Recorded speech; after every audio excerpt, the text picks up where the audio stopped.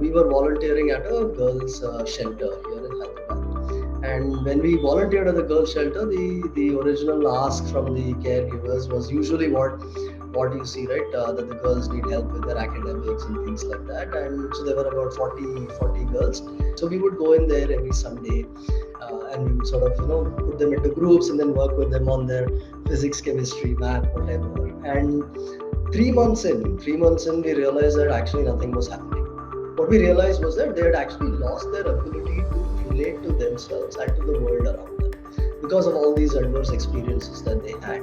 And so when we realized all of this, we really sat down and thought and saying, if if you're not able to help them with this, then what is the use of them actually getting a good grade in physics and math, right? Because as an individual, if your sense of self is not strong, then how do you navigate the world?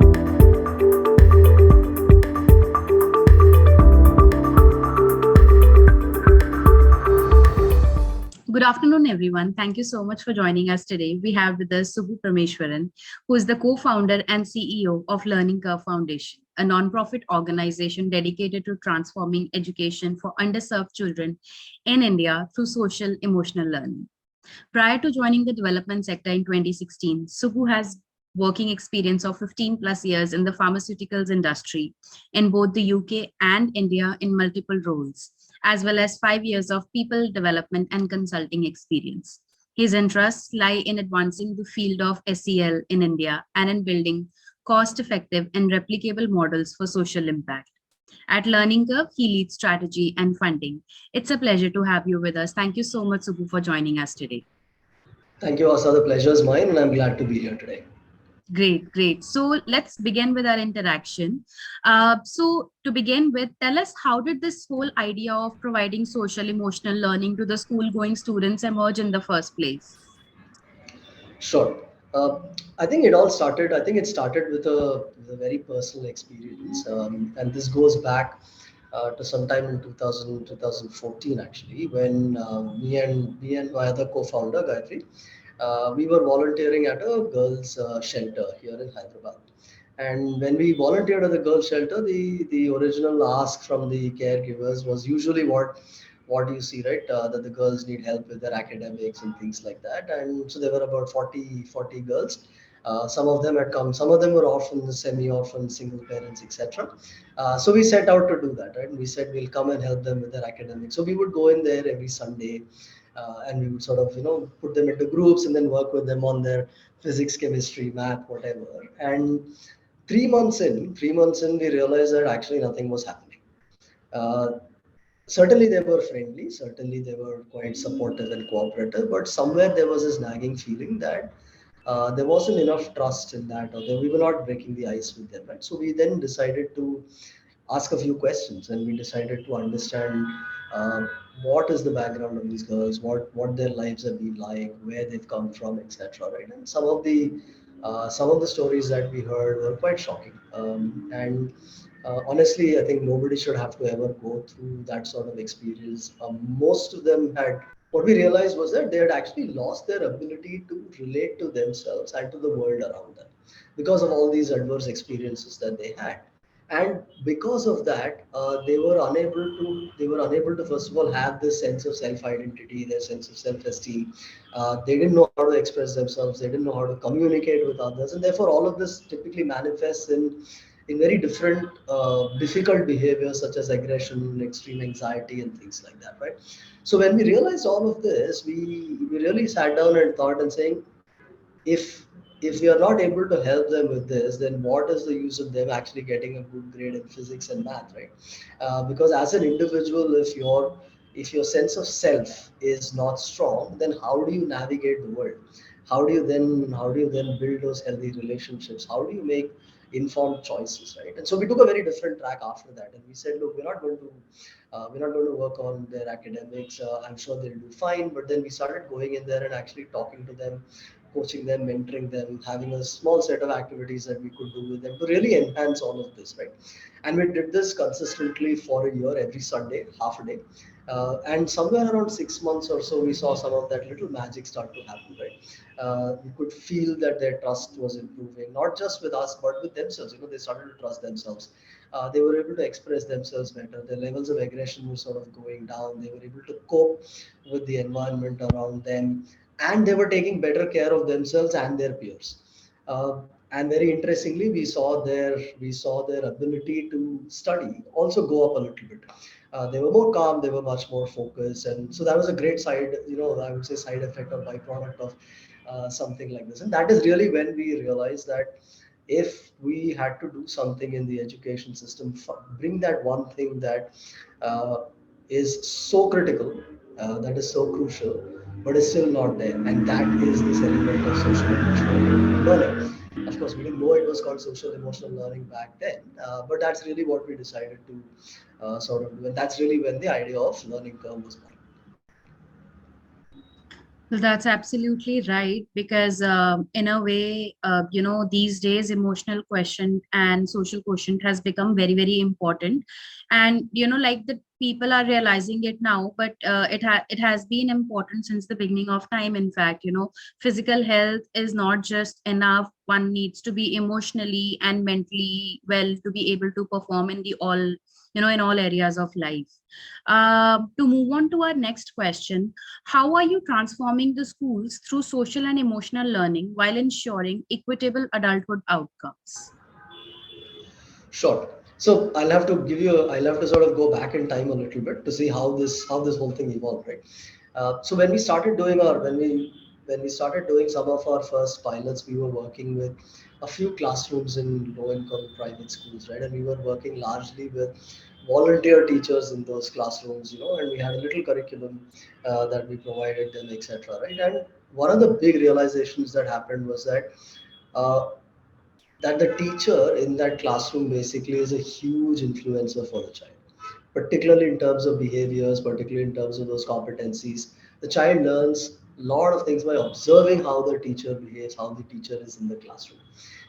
And therefore, the first pillar or the first sort of step that we took was to say, how do we strengthen the teacher? And not strengthening the teacher by giving this teacher more stuff to do or more pedagogy, but basically strengthening the teacher from within. So we said basically, if the teacher knows, if the teacher's own social emotional quotient is high, then basically they are able to bring that into the classroom, no problem at all, right? So that was the first component that came in. When we started working with schools, we also realized that uh, classroom climate and school climate are very important. Uh, if children are participating in a classroom, they are well engaged and they are basically doing a lot of good collaboration, etc. The school needs to provide a climate that is conducive for that. And therefore the school climate became an important part of it. And then the parents, we started involving the parents, right? We said it is fine for the children to be in the classroom, but ultimately they do go home. When they go home, what happens? If they see their parents doing different things, then they're going to learn and they're going to get confused. So then we started involving the parents in that, and COVID really helped us to kind of strengthen this particular pillar. So what happened is over the last few years, basically, is that a very clear programmatic model of social emotional learning emerged, and so the way that we now work with, the way that we've been working with schools for the last 3 years or so, is that we partner with a school or a set of schools, and with that school we do five different things with them, right?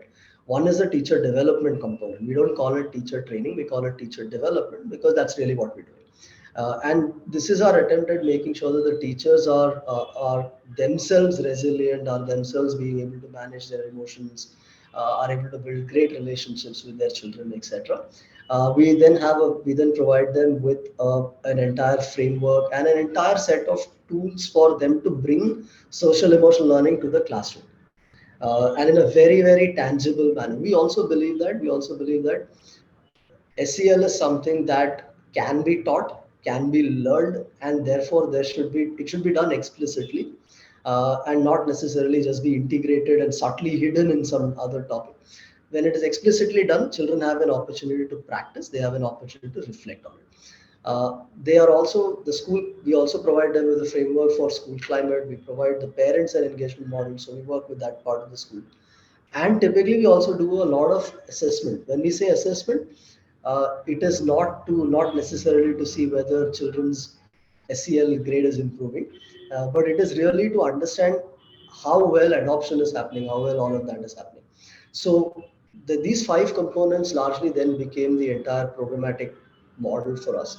So when we partner with the school, the journey is to the point where a school feels capable of doing all of this by themselves. At the end of the day, learning curve is still an outsider. It is not a part of the system. We're there to help, right? And therefore there should be a point where the schools and the teachers take it up on their own. We are there up to that particular point, providing them with everything that they need.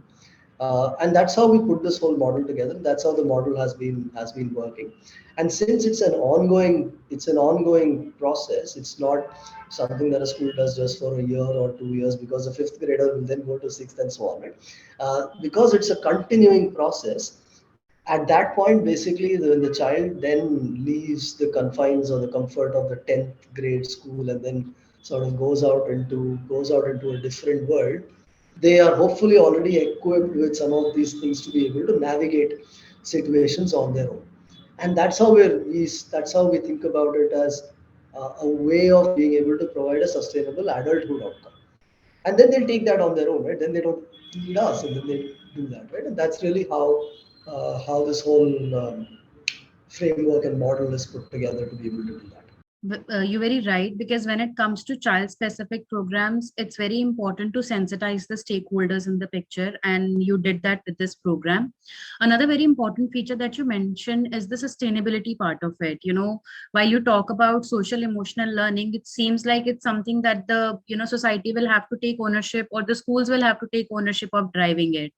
But you also making sure at your end that you equip them with certain talents, with certain capacities, so that they can drive it on their own later on, so that the program becomes sustainable. So that's a very good approach there, and I'm sure it's generating a lot of impact for you. But what are some of the parameters that you use to measure the impact you are bringing amongst the students? Sure.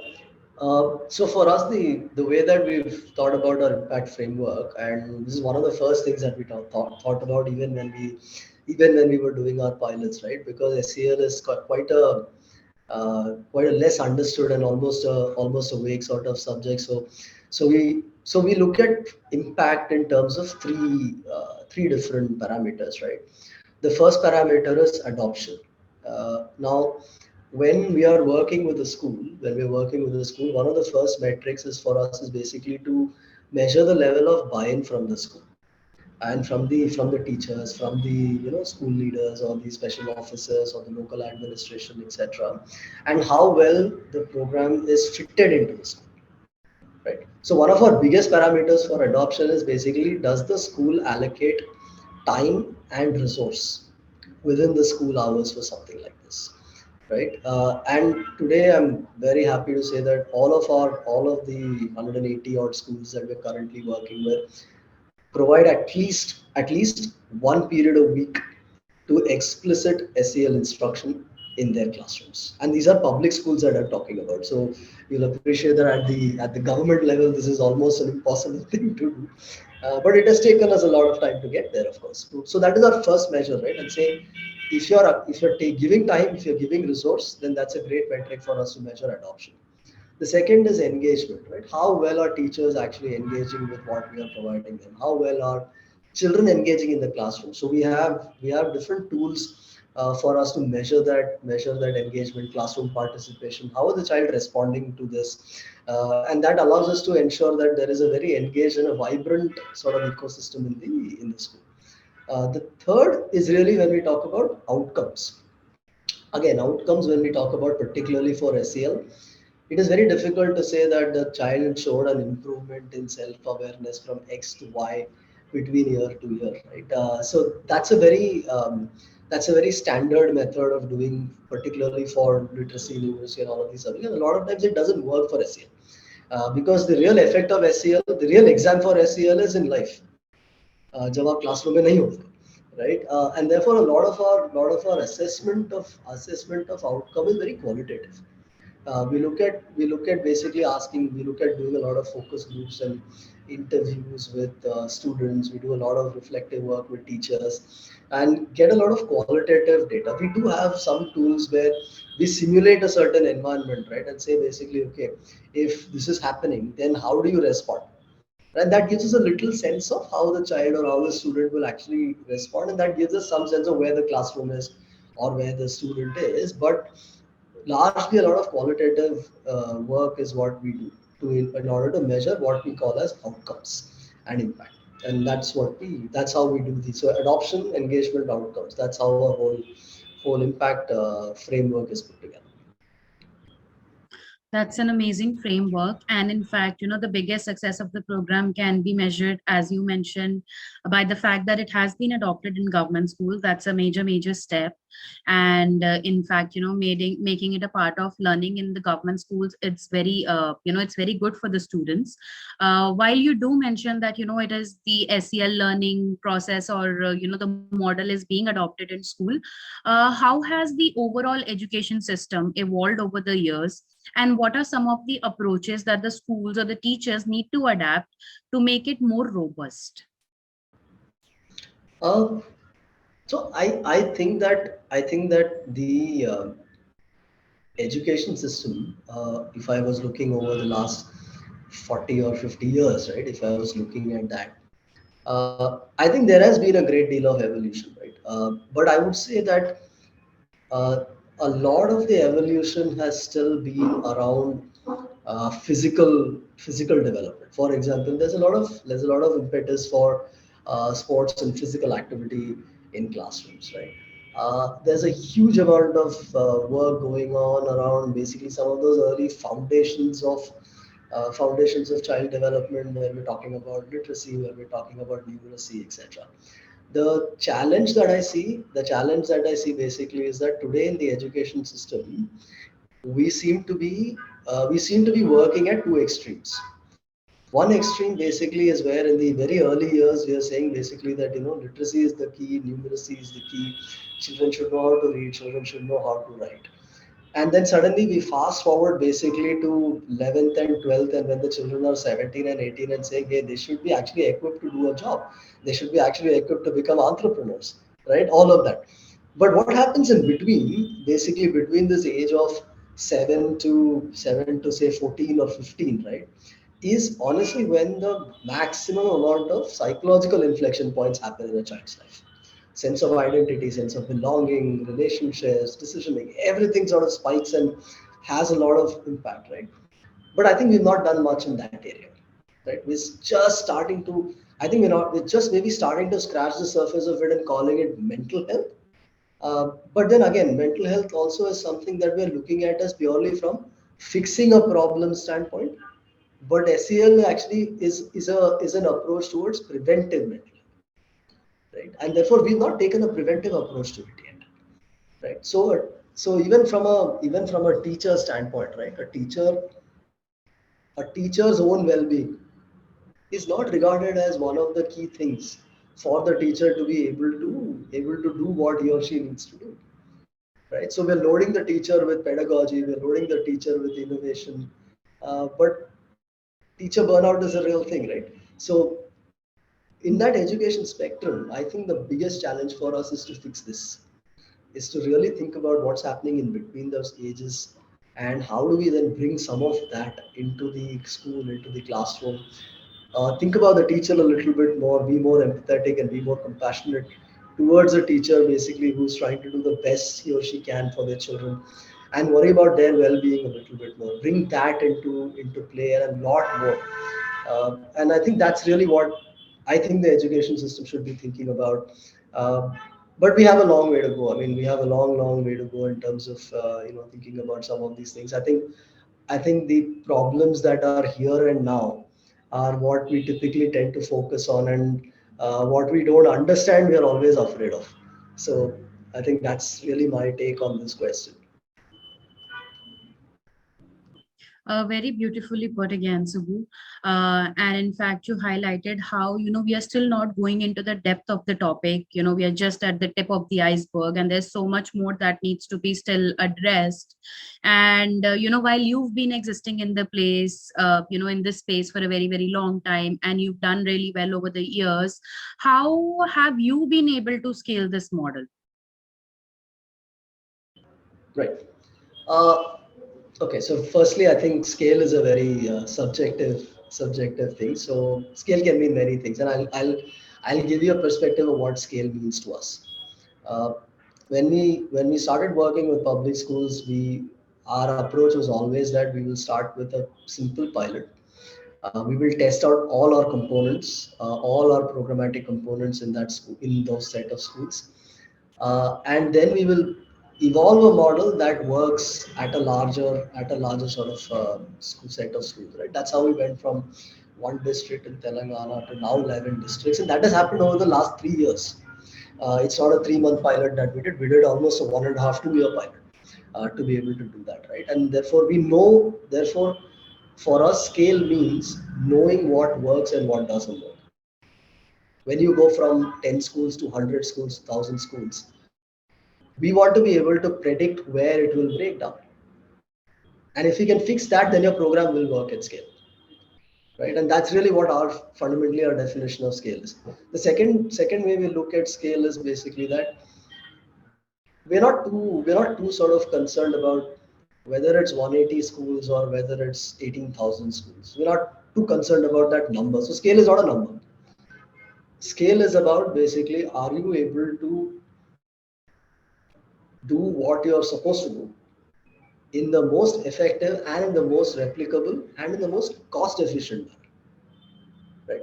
Today, basically, we've been able to optimize our costs to under 500 rupees a child for the entire year, which includes everything, including material, curriculum, teacher development, assessment that we do, right? And that's come over the period again 3 4 years of optimizing, and then you can say now I can scale it, right? Because then now I have a model that works across 180 schools. Now I'm now not worried about whether it will scale or not. It's fine. But whenever that happens, right? The third perspective on scale basically is that we we certainly believe in scaling inorganically, right? We've created a lot of assets, a lot of I think wealth in terms of SEL, and what we want to do basically is also provide this to other organizations. If there's an organization that's working on education and wants to layer SEL, we'll work with them. We work with them and help them layer SEL into what they're doing. And that's how we want to grow. That's how we really want to be able to scale. Because for us, this sort of a spread is what will create ripples. And when it creates those ripples, I think the voices around SEL will then multiply. It's much more reliable and consistent than us saying that हम ये state से दूसरे state में भी जाएंगे, तीसरे state में भी जाएंगे. We can't be everywhere anyway, right?